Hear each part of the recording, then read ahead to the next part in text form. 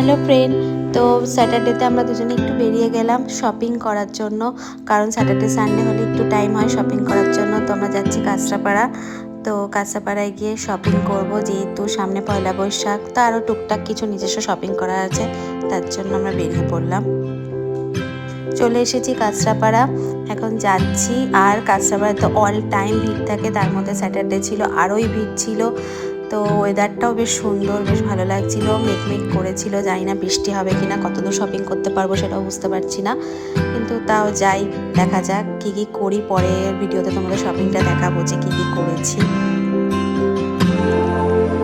তো এখন রাস্তাতে আছি আমরা।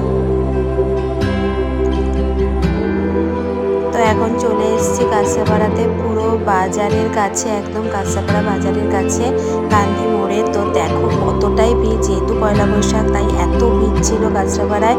তো তার মধ্যে দেখি শপিং করব, দেখা যাক কতদূর কী করতে পারি। ছোট ভিডিও যদি ভালো লাগে অবশ্যই লাইক কমেন্ট শেয়ার করে দিও। টাটা সবাইকে।